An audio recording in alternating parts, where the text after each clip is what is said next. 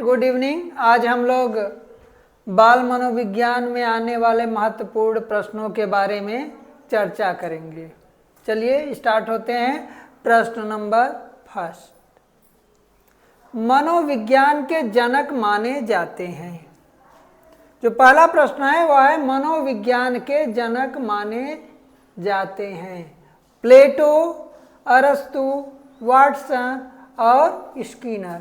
तो कौन है मनोविज्ञान के जनक? तो मनोविज्ञान के जनक अरस्तु। बी ऑप्शन सही होगा।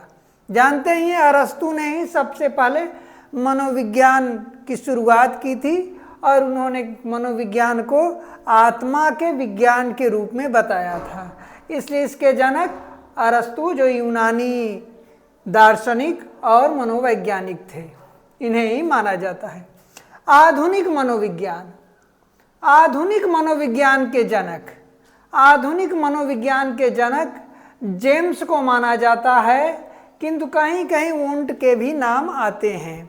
यदि विकल्प में दोनों रहें तो आपको जेम्स मारना चाहिए, यदि जेम्स नहीं है तब वुंट मार सकते हैं। इसके दोनों आंसर सही हो सकते हैं क्योंकि कई पुस्तकों में दोनों के नाम आते हैं। तीसरा क्वेश्चन हम लोग आते हैं, बाल मनोविज्ञान के पिता कहे जाते हैं। बाल मनोविज्ञान के पिता कौन है? तो बाल मनोविज्ञान के जो पिता कहे जाते हैं, बताइए आप कौन कौन से हैं? तो यहाँ जो विकल्प है पियाजे, पिकार्ट, वाटसन, सभी सत्य हैं। तो इसका जो आंसर होगा, इसका जो आंसर होगा पियाजे। बाल मनोविज्ञान के पिता पियाजे को कहा जाता है क्योंकि पियाजे ने बच्चों पे अध्ययन किया और इन्होंने बच्चों के संज्ञानात्मक विकास पर अपना एक विस्तृत अवधारणा प्रस्तुत की। अगला जो क्वेश्चन है, क्वेश्चन नंबर 4, शिक्षा मनोविज्ञान का अर्थ है। पहला विकल्प बालक के व्यवहार का अध्ययन, दूसरा बालक के व्यवहार में सुधार, तीसरा बालक के व्यवहार के परिवर्तन के लिए व्यवहार का अध्ययन। डी विकल्प जो है इनमें से कोई नहीं। तो बताइए, तो इसका आंसर जो होगा वो आंसर होगा बालक के व्यवहार के परिवर्तन के लिए बालक के व्यवहार का अध्ययन, यानी सी।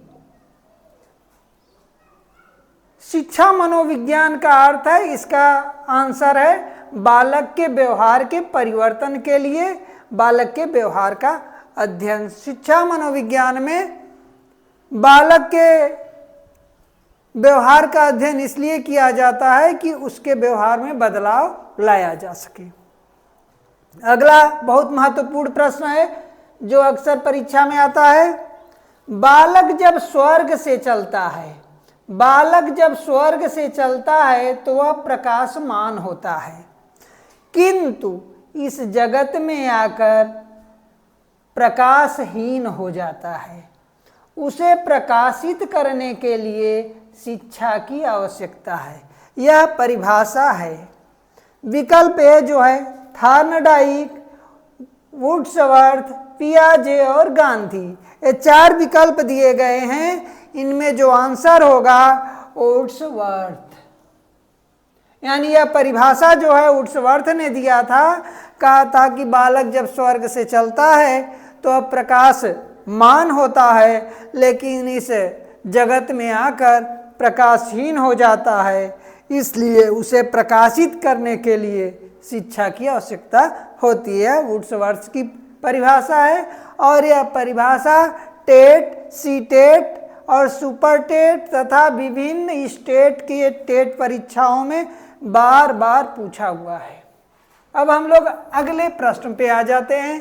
प्रश्न नंबर 6, बालक को गीता के ज्ञान की जगह फुटबॉल का खेल आवश्यक है। यह परिभाषा दी, यानी गीता के ज्ञान से ज्यादा फुटबॉल की बात की है। किसने किया था यह बात हमारे आध्यात्मिक पिता, जिसे भारत का आध्यात्मिक पिता कहा जाता है, स्वामी विवेकानंद जी ने यह परिभाषा दी थी।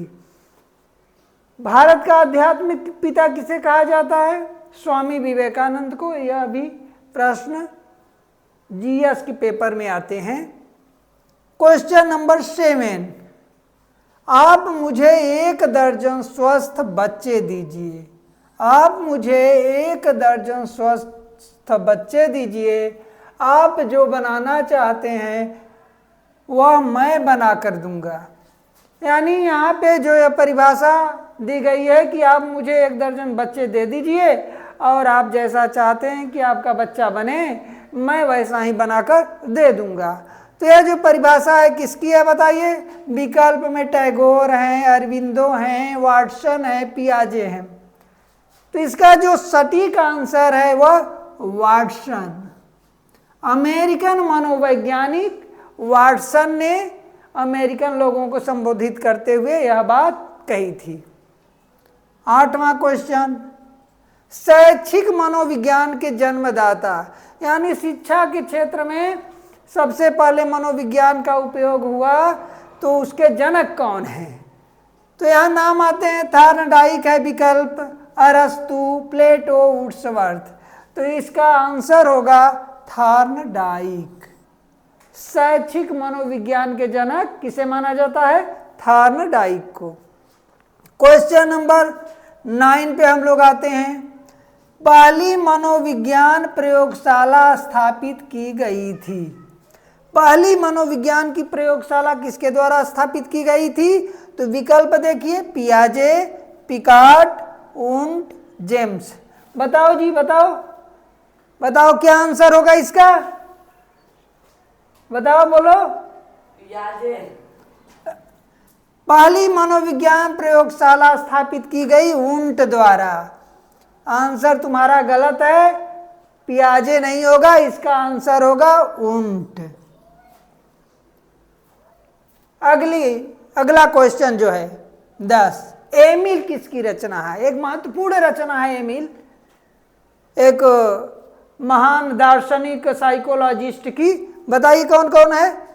विकल्प में प्लेटो है, अरस्तु है, सुकरात है, रूसो है। तो इसका जो आंसर होगा ना बेटा, इसका आंसर होगा रूसो। एमिल की रचना रूसो ने की थी। अगला जो महत्वपूर्ण प्रश्न है वह है, मनुष्य में पूर्व निहित पूर्णता को अभिव्यक्त करना ही शिक्षा है। यह परिभाषा किसने दी थी?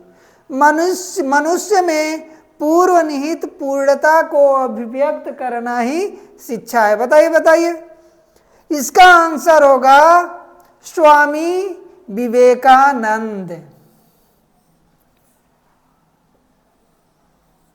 मनुष्य में पूर्व निहित पूर्णता को अभिव्यक्त करना ही शिक्षा है, यह परिभाषा स्वामी विवेकानंद जी ने दी थी। और विवेकानंद जी के बारे में आप लोग जानते हैं, एक महान दार्शनिक थे और शिक्षाविद थे और आध्यात्मिक गुरु भी थे।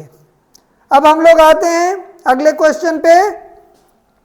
क्वेश्चन नंबर 12, शिक्षा मनोविज्ञान व्यक्ति के जन्म से वृद्धावस्था तथा सीखने के अनुभवों का वर्णन तथा व्याख्या करता है। शिक्षा मनोविज्ञान क्या करता है? शिक्षा मनोविज्ञान व्यक्ति के जन्म से वृद्धावस्था तथा सीखने के अनुभवों का वर्णन तथा व्याख्या करता है। एक किसकी परिभाषा है? यह परिभाषा बताइए भाई। तो विकल्प जो है Telford, crow and crow, शौरे, Aurobindo. तो इसका जो सटीक आंसर है वह है क्रो एंड क्रो।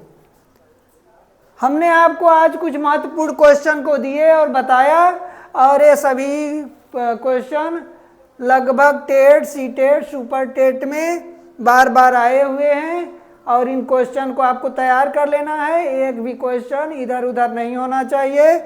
इसी के साथ आज का ये जो है टॉपिक, ये जो प्रश्नों की श्रृंखला थी, हम खत्म करते हैं। फिर अगले दिन हम आपसे मिलेंगे।